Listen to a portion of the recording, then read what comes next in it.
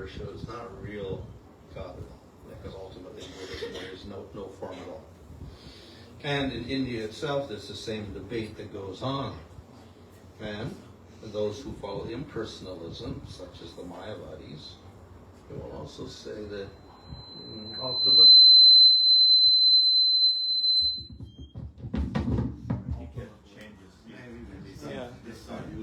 Yeah, we won't use them.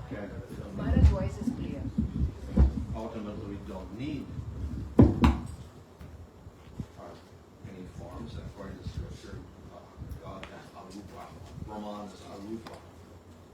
But they do accept, even Shankaracharya and Mayavadis, they have temples and they will worship Durga, Ganesh, Ramacandra, Vishnu, etc.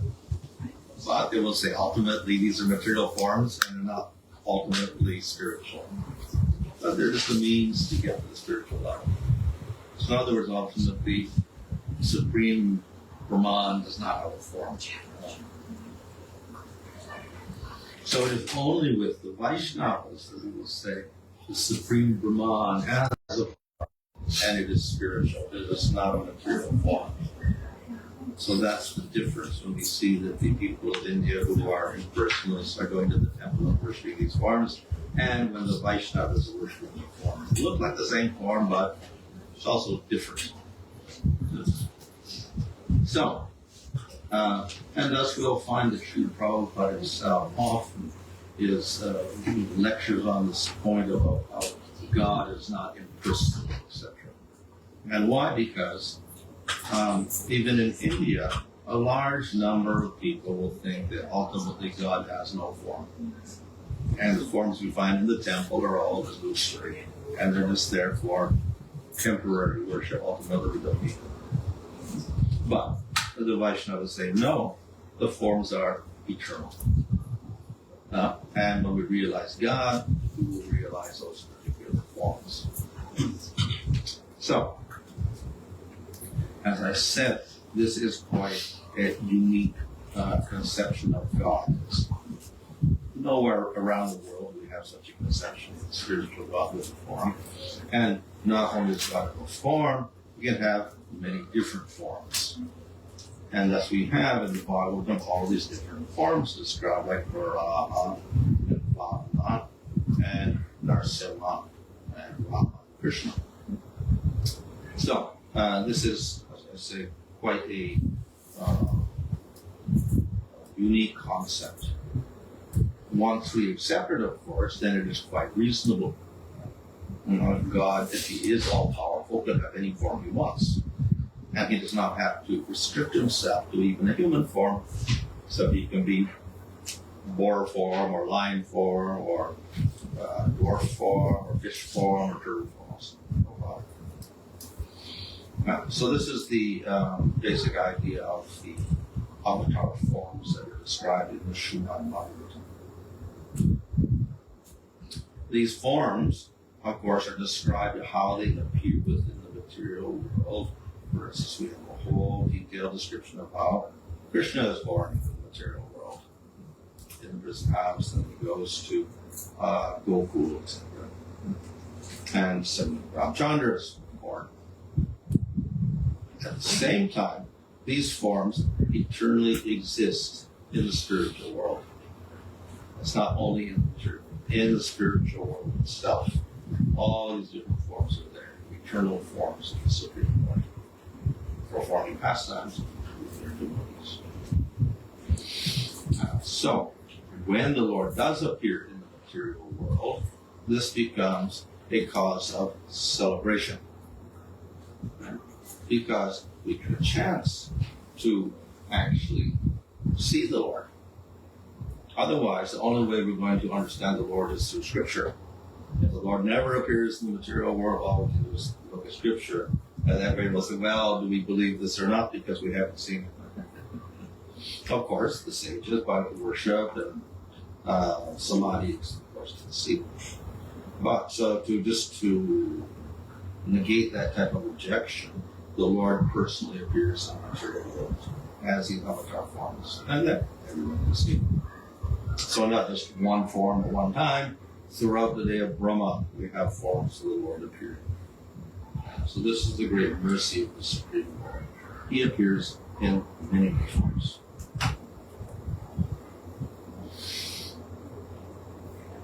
Because the Lord appears in many forms, each form is going to be a little different, even though they're all spiritual. And each form will perform different types of activities and manifest different types of qualities. If they all had exactly the same qualities, the same form, they wouldn't be any different. It would be one form. No, they're all different. And they manifest different types of qualities, different pastimes. And accordingly, then we can look at all these different forms, and this is done in the Lagu Bhagavatamrita of Srila Swami. He lists all the forms that are described in the Bhagavatam, and then he categorizes them. Those that manifest more qualities, those that manifest less qualities. They're all God, but those particular forms don't manifest so many qualities. For instance, we have a sage like Vyasadeva. What does he do? Compiles the Vedas. He writes Mahabharata, Bhagavad Gita, writes the Puranas. What else does he do? No, we don't see so much. He doesn't kill any demons. He's basically a sage. Similarly, we have Kapila, another avatar of the Lord. What does he do? Teaches. That's it. So we have many avatars like that. They're just teaching or writing, revealing scripture. But we do have others, of course, that do more remarkable activities. So we have forms like Varaha, who lifts up the blue mandala from the Gaudiya Ocean. So that's a very, very, grandiose, powerful type of activity. We have Vamana, who stretches himself across the universe in 3 steps and pokes a hole in the universe. So these are very remarkable, more qualities than the other forms. Their pastimes are a little more remarkable. So, in that category of Purna forms, Rupa Goswami places Nrsimhadev, Ramacandra, and Krishna, with them in that topmost category, and with Krishna at the top. And this also is kind of natural because we will see that among all the different avatar temples in India, we'll find many, many Krishna temples, many Ramacandra temples, and in Andhra Pradesh particularly, many Shiva temples. Also popular among the people. We won't find so many Varaha temples, or Vamana temples, or Hayagriva temples. There's a few, but not that many. But definitely we'll find so many Nrsimhadev temples, Ramacandra temples, and Krishna temples.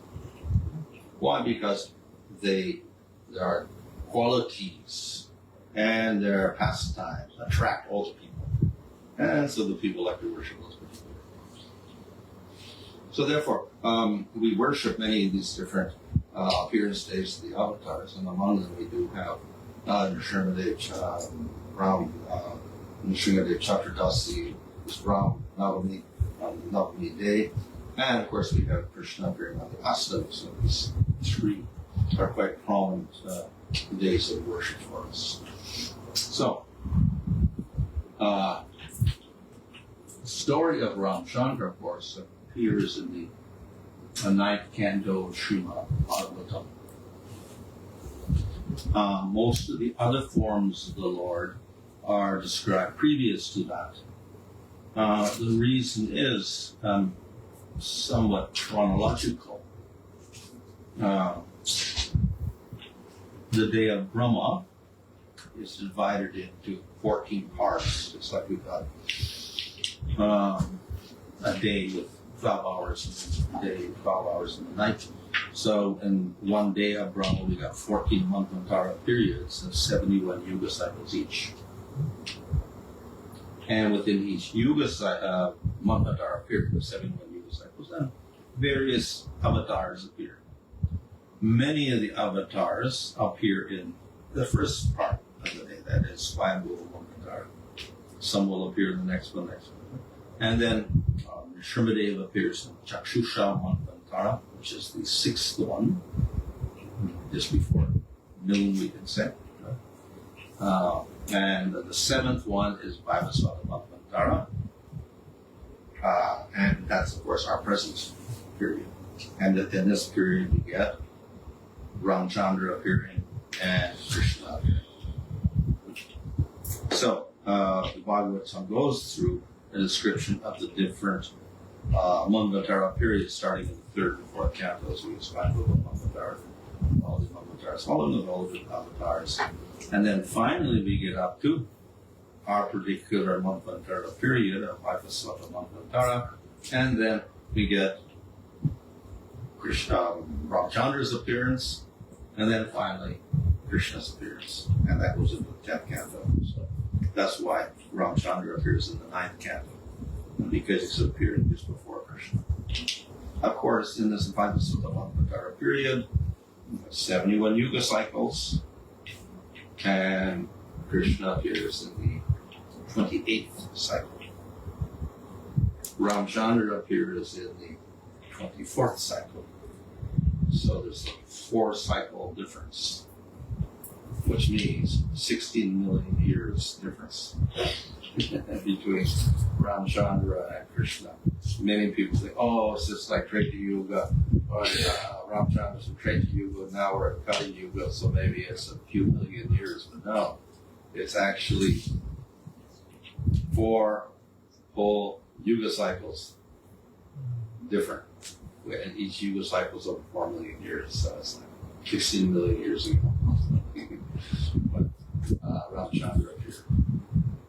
So, in any case, he is described there. Though he is described there, it's very summarized, because the whole purpose of Bhagavatam is to glorify Krishna. So, the whole 10th canto is all about Krishna and his pastimes. So Ramacandra gets maybe 5-6 chapters in the 9th canto itself. However, Valmiki, great sage, he wrote a whole work called the Ramayana, and this is a very detailed description of the pastimes of Ramacandra as well as his teachings. So this is the famous work which contains the pastimes of Ramacandra. And that work, of course, has become very famous and very, very popular, and people that like to see dramas and whatever based upon that Rama. So Ramacandra is one of the primary forms of Supreme Lord, second only to Krishna, and very, very popular because of his wonderful pastimes.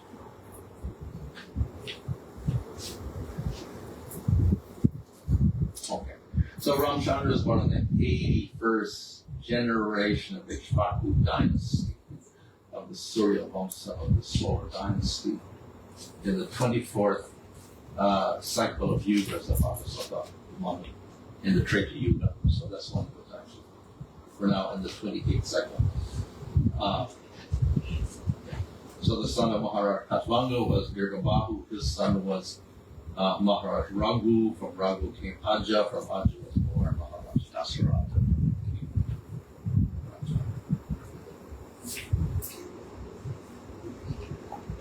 So Ramacandra, of course, is the avatar of the Supreme Lord, and he does not appear alone. Just as Krishna appears not alone, he appears with Balaram. So Rama also appears, and he's not alone. He appears with his brothers. So there are 4 forms: Rama, Lakshmana, Bharata, Sutrugna, who actually represent like the Tantravyuha forms of Vishnu. There are 4, so these are also 4. So in this way they appear. Yeah. So the Chakravyuha, of course, is very famous. These forms are in Vaikuntha, and then each of these forms begins to further expand into different forms, and we get 24 forms in the spiritual world at that. Very, very famous forms. So the basis of all those forms is the Ramacandra Viewpoint. And Ramacandra and his brothers also represent that.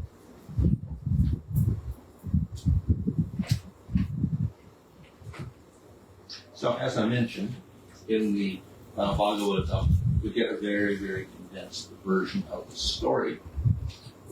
During Sita's selection of the groom, Rama casually took the bow of Shiva, carried by 300 men, just as a baby elephant takes a piece of sugar cane. He strung the bow, bent it, and broke it in the middle, and that's the heroes of the world. So he did something very remarkable, even if he was very young. And having attained Sita, who was previously gained respect on the senses, Lakshmi destroyed the profound pride of Parsuram. And he actually defeats Parsuram, who is another avatar of the Supreme Lord, who made the earth bake out of the sea that he 21 times while he traveled the world. So, from the beginning of his life, Ramacandra performed heroic activities. That's Parsuram.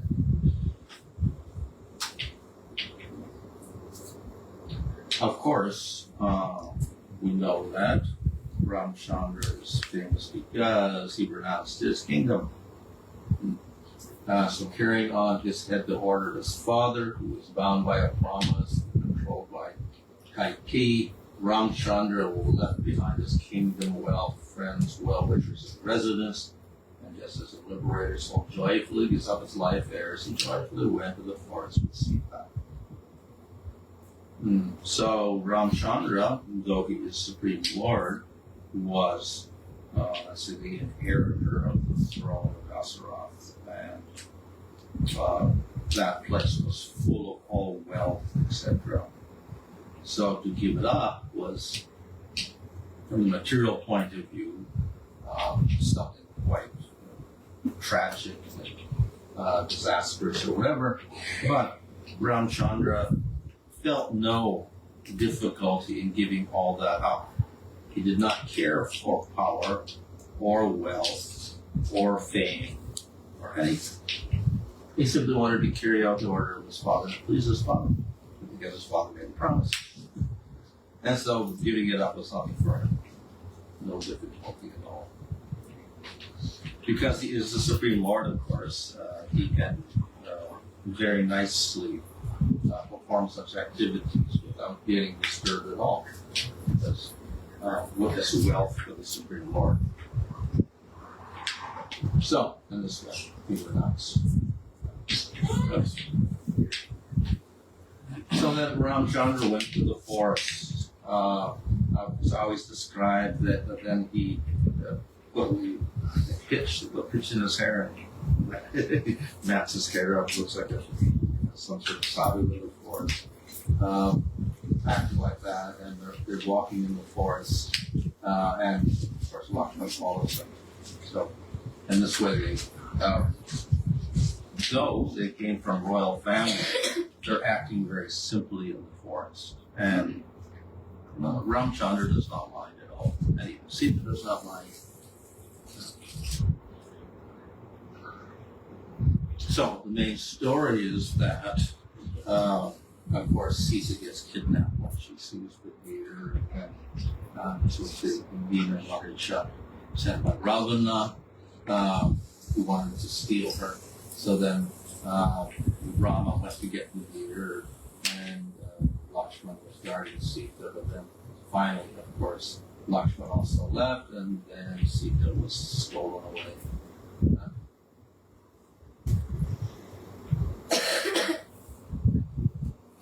When Sita was stolen by wolf-like Ravana in the forest in Rama's absence, Rama, in separation from his wife, like a suffering man, wandered in the forest with his brother and announced to the world the result of association with women. This, of course, is not ultimately so, because he's not a materialistic being, but it does represent also rasa, just as Krishna in separation from Radharani experiences the greatest suffering. So Ramacandra in separation from Sita experiences suffering. So we should not think of this as something the same as a materialistic person suffering, as a spiritual rasa. But for the materialist, of course, he will identify with a material relationship and the suffering in a material relationship where husband and wife are separated, etc. So it may look like that from one point of view, but ultimately, no, it's not. Just as Radha Krishna's separation is not material, so Sita and Rama's separation is not material at all. It's actually one particular part of material rasa, which is called a good for a long time separation.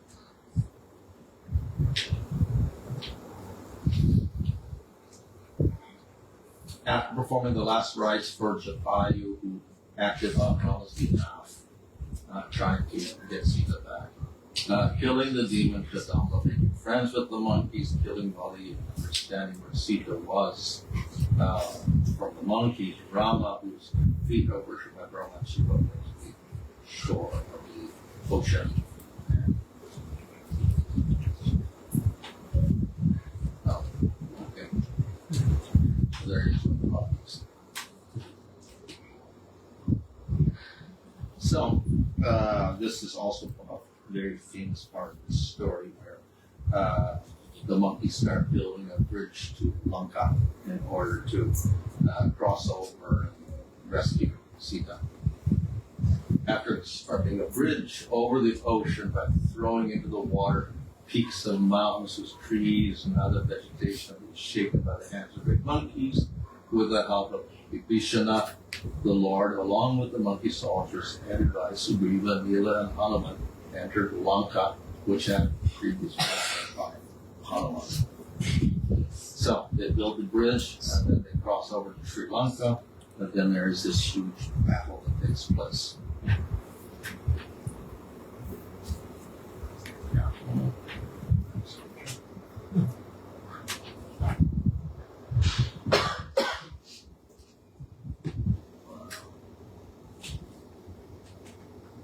Ramacandra is surrounded by Lakshmana and monkey soldiers like Sugriva, Hanuman, Gandhapada, Nila, Angada, Jambava, Hamasa, attacked the soldiers of Rakshasas who were equipped with actual weapons like swords, lances, bows, missiles, spears, pikes, arrows, knives, and javelins. So there's a huge description of the battle that takes place. And the Ramayana, of course, is very, very detailed. All these different epics, even Mahabharata, they give a lot of details of the great battles. So we have whole chapters dedicated to the battle of Kurukshetra. So similarly, this battle in Sri Lanka, there's all sorts of details given of the different people fighting and throwing their weapons around, etc. So it's quite a detailed account battle that takes place. This, of course, is also, say, a concession to Virya Rasa. Some people like love affairs, some people like fighting. So this is the fighting aspect that appeals to many people. They like to see fights. So the whole epic Ramayana and Mahabharata has a lot of fighting scenes like this. Of course, we'll find this even in Bhagavatam, where the Salva is fighting with Krishna. A lot of demons fighting with Krishna. There's a lot of details here as well. But this expresses the Virya Rasa of the Lord fighting with the demons. And similarly, we'll see that Ramacandra fights with Ravana in the same way. And it is not an effort for Ramacandra to do this. It's actually a pleasure. So when he's fighting, shooting his arrows, and Ravan is attacking him with his weapons and arrows, etc. For Ramacandra, it is an enjoyment of this particular rasa called virya, where we should say it is like a kshatriya spirit, fighting.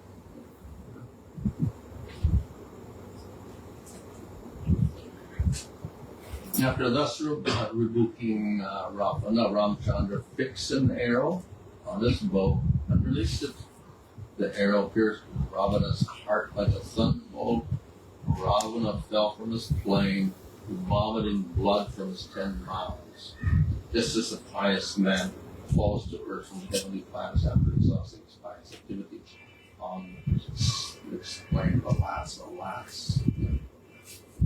So, Ramacandra defeated Ravana, and Ravana was killed and was useless.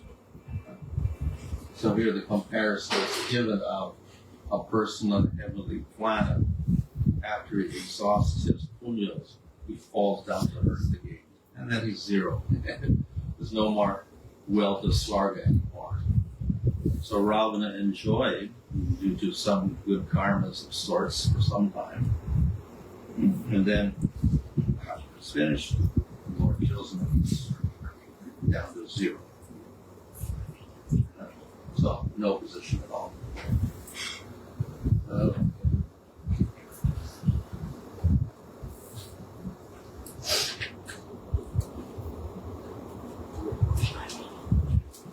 So, then Ramacandra finally regained Sita.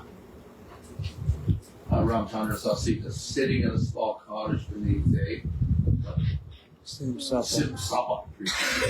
You know what a Simsapa tree is? Simsapa.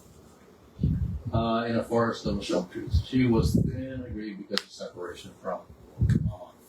Seeing his dear wife in misery, Ramacandra was very compassionate. When Ramacandra came before her, her face blossomed like a lotus in joy. So, her grief was because of separation from Ramacandra. And when she saw him, then her face became joyous like a lotus. So, in this way, Ramacandra regained Sita. They were reunited. Therefore, they can express happiness and Mudra Rasa. After giving Vibhishana the power to rule the Rakshasa population of Lanka for the duration of 1 kalpa, Ramacandra placed Sita on an airplane and then sent the plane with Sugriva and Lakshmana along with Hanuman. The period for his living in the forest having ended, the Lord returned to the Yoga. So he was banished for a certain period. That period of being banished was finished. He returned to Ayodhya at that time, and then he was welcomed. When Bharat understood that Ramacandra was returning to the capital, he immediately took upon his head Ramachandra's wooden shoes and came out from his camp at Nandigram with ministers, priests, and citizens. So his brother welcomed him back, and actually when he was gone, he didn't want to take up the throne at all. That was more or less also renunciated at the time. O King Bharata carried Lord Ramachandra's wooden shoes, Sugriva and Vibhishana carried a whisk, that's the chapa, an excellent fan. Hanuman carried a white umbrella. Satrugna carried a bow and 2 quivers, and Sitadev carried a pot filled with water from holy places. Angada carried a sword, and Jambavan, king of the bears, carried a golden shield. So this is like the welcoming of Ramacandra, putting him on the throne again. Ramacandra, a pure king of saintly character with a vow of accepting only one wife, taught good behavior for householders by his personal activities. By her character and her love and service, by submissiveness, shyness, and fear, understanding the love of her husband Sita attracted the Lord. So Ramacandra took a vow to have only one wife. So he's quite famous for that. And this relationship is a type of rasa, just as in Vaikuntha we have Vishnu with Lakshmi. We see that Krishna is a little bit unique because in Dwarka, Krishna has 16,108 wings, all in Madhura Rasa. And in Vrindavan, Krishna has the gopis in Madhurya Rasa.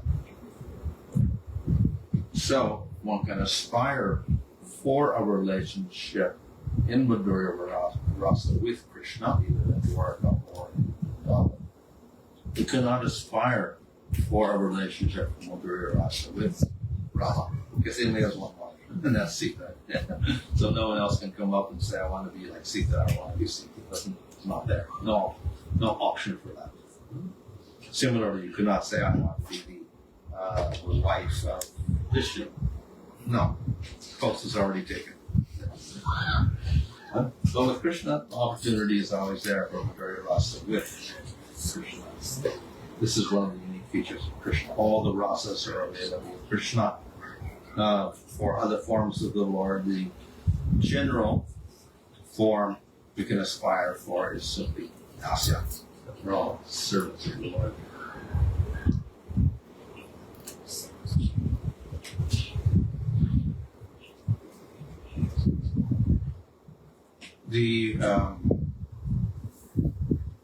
As I said, Rupa Goswami places Ramacandra second and puts Krishna at the top. Because Krishna shows more qualities, more powers accepted than Ramacandra or Rishabhadeva. So one of these, of course, we see that Ramacandra does show a lot of qualities, and thus his activities and pastimes are described, detailed in the Ramayana, and is very, very popular.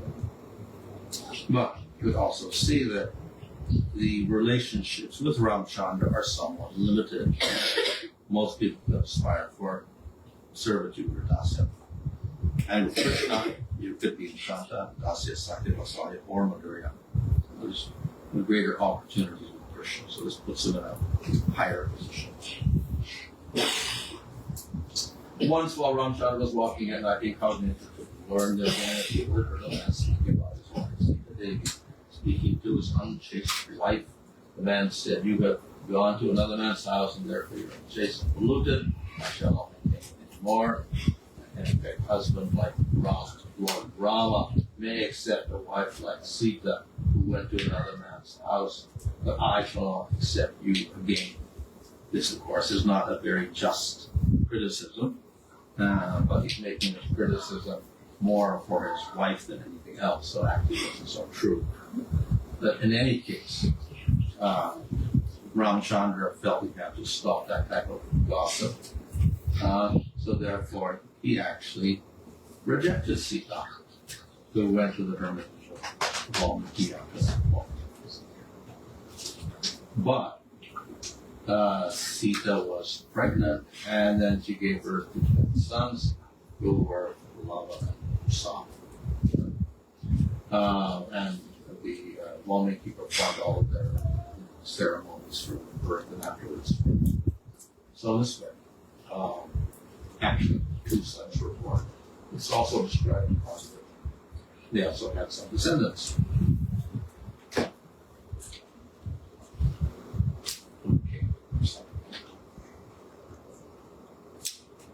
But Sita Devi also is spiritual, not material, and just like Lakshmi. So therefore, she cannot just disappear in the normal way. So she gave her sons to Valmiki's care and then entered into the earth. That's how she disappeared. Hearing the news of Mother Sita's entering the earth, Supreme Lord Rama, though capable of checking his views by intelligence, apparently the quality could not do so, though he was the honor. So he was very, very emotional about her disappearance. After Mother Sita entered the earth, Ramacandra observed complete celibacy and performed unhonored sacrifice for 13,000 years. O Ramacandra, whose lotus feet were sometimes pierced by thorns when he lived in Dandakaranya, placed those lotus feet in the hearts of those who followed him. Then he entered his own abode. So finally, Lord Rama also disappeared after thousands of years. So this way we have the whole story summarized in the Srimad Bhagavatam, and more all the details are given in the Ramayana. text itself. But it gives us a glimpse of the wonderful characteristics of Ramacandra. In the Brihad Bhagavatamrita, we have a slight description also of Rama in the spiritual world. Gopi Kumar is searching for Krishna in the spiritual world, so he goes to Shiva-loka, goes to Vaikuntha, and finally he gets to Rama's Ayodhya, and after that he gets to Krishna's place in Gaudiya. But Sanatana Goswami in that work, he differentiates between Rama and Vishnu through the experience of this Gopakumar searching for Krishna. So Gopakumar, of course, was pleased that he went to Vaikuntha because there's a place, but he was completely out of place there also because he wasn't so impressed by the majestic form of Vishnu and that type of worship that was done all the time. So therefore, finally he was told by Narada Muni to go to Ayodhya, and there he saw Ramacandra. When he saw Ramacandra, he was somewhat more pleased because he's like Vishnu, but he's also different because he's got some more sweetness to him. Certainly is regal and full of pomp because he's on a throne, but also Ramacandra was more sweet and human-like in his disposition. So Gopakumar was a little more attracted to this form than he was to the Vishnu forms. So therefore, this is there to illustrate the fact that Ramacandra is put in a higher position than the forms in the Bible. At the same time, Gopakumar even was not so satisfied with that form. He wanted the form of Krishna, who was not on the throne at all, who was simply a cowherd boy in Brahma. Finally, that wish was fulfilled, and then he was able to enter into Gaudiya. And there he saw Krishna with the power and was accepted. And strangely enough, though most of our charts emphasize Madhurya Rasa as the highest thing, Gopakumar became a cowherd boy. He was a Sakya Rasa instead. So there is flexibility even with positive aspire for different process there as well. So he became a cowherd boy, serving Krishna very nicely. But in any case, it shows how the Vishnu is differentiated from the Vishnu forms. At the same time, Gopakumar was not satisfied with that, and finally he was able to see the form of Krishna, and he was very satisfied with that. And this would be this hierarchy, Shrimadeva, Ramacandra, and Krishna. So we have the opportunity to celebrate all these different appearance stages of the Lord. We are fortunate to have this conception of God having forms, forms which can appear within the material world itself. So that's quite unique. Our, of course, Chaitanya Mahaprabhu has also indicated that yes, we can always worship all these different forms. Ultimately, the highest form of worship is chanting the name of some kirtan. So that's the highest form of worship of Krishna or of Ramacandra. That's the ultimate form of worship we can do when we want to celebrate Ramachandra's appearance day. Okay. Hare Krishna. Take this as any question.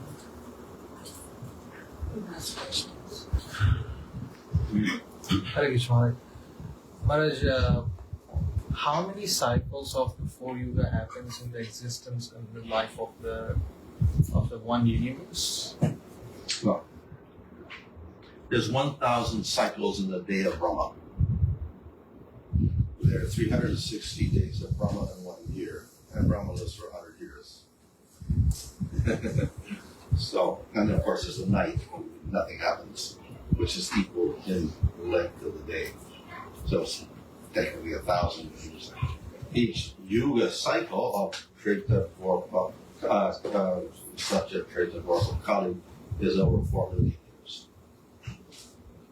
So 4 million, like 300,000 years times 1,000 is 1 day of Brahma. So those cycles are divided into 14 parts called Manvantara periods. 71, 71, 70, 71 throughout the day. And with that, then we have the different avatars.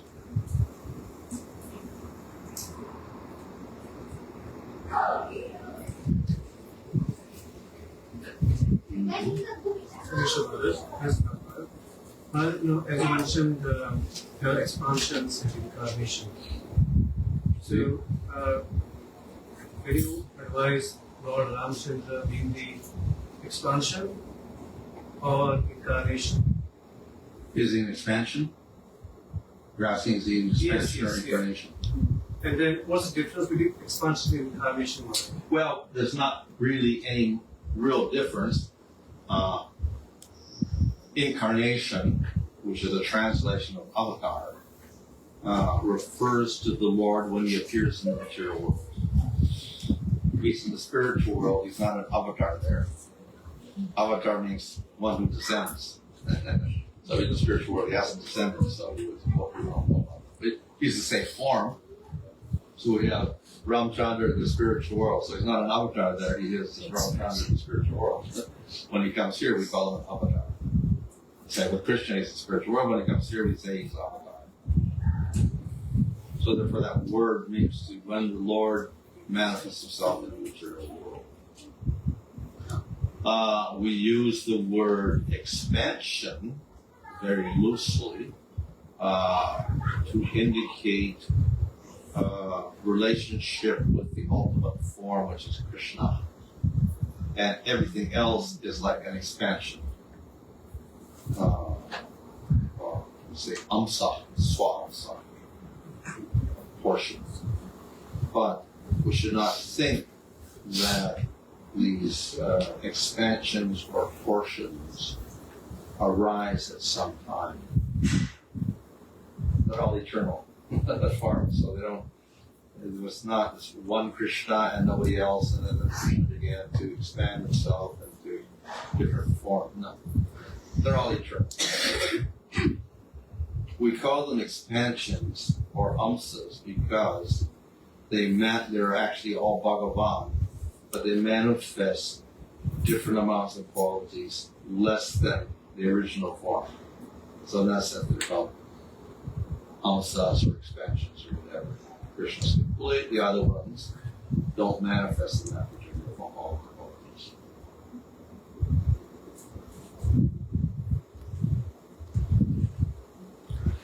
Maharaj, as you mentioned, Lord Krishna allows 5 different rasas, Vatsalya, Madhurya, Sankhya, Dasya, and Shantaras. While to worship Lord Ram is only one rasa, which is like Dasya rasa. But Lord himself has experienced this different rasas with, like a Madhurya rasa with Sita, and Vatsalya rasa with Dasharatha's parents. Which of this is a character where Lord Ramacandra has Sankhya rasa? Sakya. Yes, Sankhya rasa. Well, to some degree with his brothers. But that's it. So all these rasas are limited with other forms of the Lord, including Ramacandra. Okay, Ramacandra with his brothers. This is Krishna with Balaram as Sakya rasa. So Ramacandra with his brothers will have some Sakya. And with his mother and father, we have the Vatsalya. With Sita, we have Madhurya. Everyone else is Dasya. All the relationships are there, but say they're limited in many ways. With Krishna, Madhurya Rasa, You can aspire to be a gopi or whatever. There are millions of cowherd boys in Sakya Rasa. There are millions of elder cowherd men and women in Vatsalya Rasa. And also many servants in Dasa. So with Krishna we get opportunities for aspiring to all these different rasas, whereas other forms is quite limited. Hare Krishna Maharaj. What was Lord Ramacandra trying to demonstrate by sending Sita to Valmiki Ashram?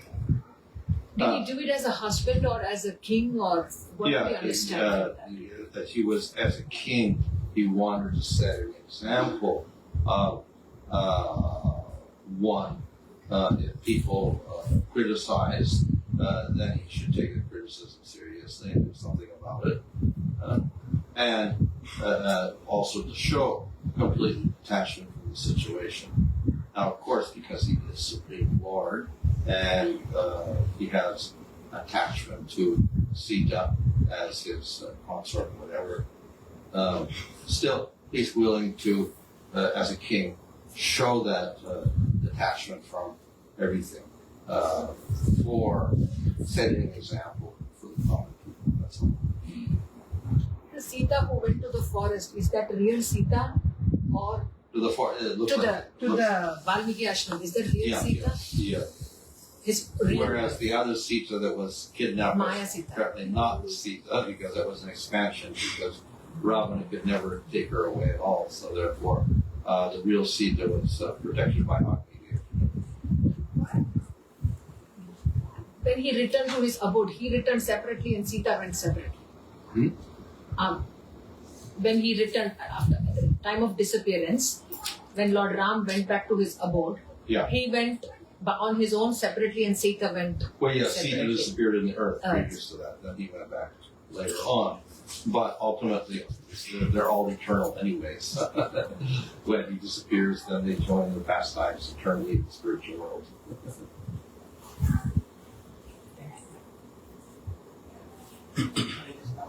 Yeah. Lord Ram done some leela for bringing Lord Shiva during his Vanvas. At least tell us. Why you worship Shiva? Oh. I don't know if that's in the original Ramayana. Some people say it isn't. Particularly, I think when he's in, where is it, Rameshwaram, is famous with he worshipping Shiva, etc. But according to some, that's not there in the original Ramayana. Valmiki is not there. However, there's nothing wrong with worshipping Shiva. Of course, Shiva is also a form of the Supreme Lord, though generally we prefer to worship Vishnu. But the worship of Shiva also is there. And though the Lord is Supreme Lord, etc., he may act like a normal person in circumstances. We will see in Bhagavatam, for instance, that Rukmini's about to get married. Then she goes to the Durga temple and worships there. Why are they worshipping Durga Devi? Because Rukmini is actually the highest Shakti, higher than Durga Devi. Why would she go to a Durga temple? Of course, we see also the young girls, they're worshiping Kajayani, who's another form of Durga Devi. In order to get Krishna as a husband, how is it possible? How can Durga Devi give any benedictions? So we'll find examples where even the Lord or the devotees of the Lord will seem to worship other deities. Nanda and associates go and worship Lord Shiva. Yeah? That's Ambika and Ambika. They worship Shiva. But this is part of local custom or whatever. According to family tradition, or Rukmini's family worship Durga Devi or whatever. Nanda Maharaj would go to the Shiva temple sometimes perform fasting and worship there. So according to their traditional customs, and they follow, worship of Shiva or whatever, certain reasons. Which is not attached too much significance to say that this is setting a nice example for us to worship Shiva.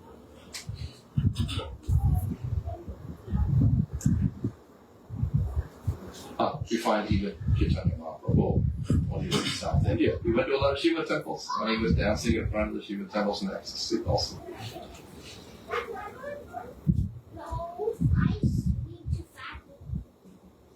Okay. Alright, so you mentioned that the Purna forms, you've got Nrsimhadev, Lord Ramacandra, and Krishna. So would Lord Chaitanya fall within the Purna form in the sense that he is non-different from Krishna? No. Yeah.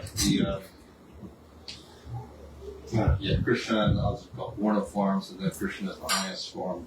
And often we distinguish Krishna from everybody else. We call him the avatari, which means he is the source of all the avatars. So he's not like the other forms who appear. He's completely all position. So Chaitanya Mahaprabhu is actually non-different from Krishna. So that's he's also avatari, or the supreme form. And he's often called avatari as well. Non-different from Krishna, but also simultaneously different. And so that's the confusion there. Different because he has the mood of Radha. In that sense, he's Krishna, but he has the mood of Radha. So therefore, his form is also different. And therefore, he's not black Krishna as opposed to flute. He is golden in color and acts like the devotee of Krishna. So he is not different from Krishna, but at the same time, we say slightly different in that sense. So Krishna is said ultimately to have his essence as Madhurya, or that sweetness. And Chaitanya Mahaprabhu's essence is Audarja, or great compassion. So he acts like a human being, and then he is very compassionate to the jivas, like Radha is very compassionate also. And he has to deliver people in the world. So slightly different from Krishna, even though he is put in the same position. Of course, we can say even he is greater than Krishna because he's more merciful. Because it's a combination of Radha's mercy and Krishna's mercy. So then,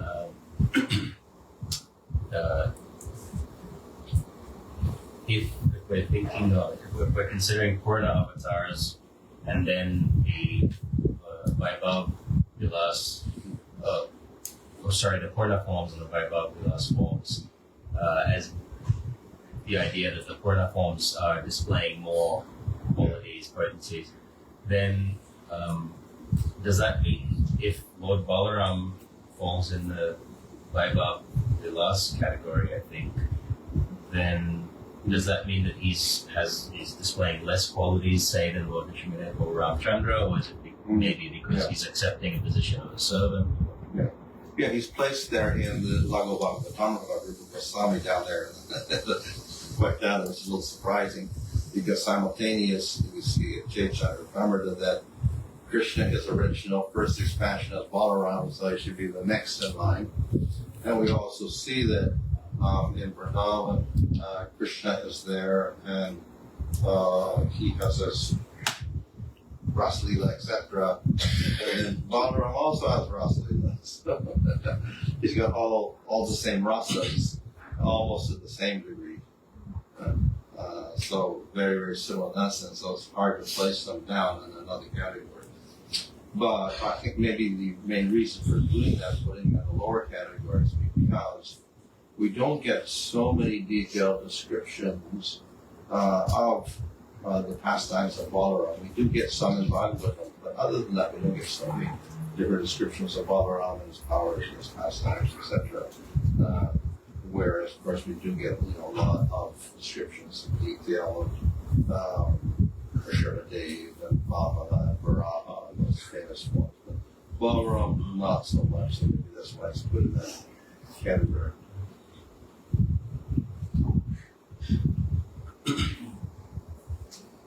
Krishna Maharaj. Like say, is Ramacandra have his own abode and Krishna have his own abode? So the worshipper of Ramacandra, do they go there and come back? And I mean, it's like this whole. you go to the spiritual world and they stay there eternally serving. Yeah. And actually, all those different forms, Nrsimhadev has a form in the spiritual world with this particular place. And Raha and Brahma, they all have their places in the spiritual world also. And if you're a devotee of that particular form, you can go to the spiritual world and stay there eternally serving. Practice.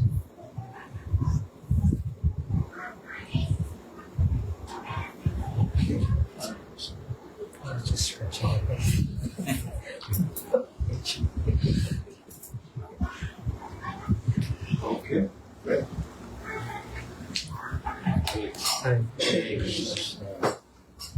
Srila Maharaj ki jai, Srila Prabhupada ki jai, Jagannath Subhadra Baladeva ki jai, Gaudiya Vaishnava Vrinda ki jai, Gaur Premanande.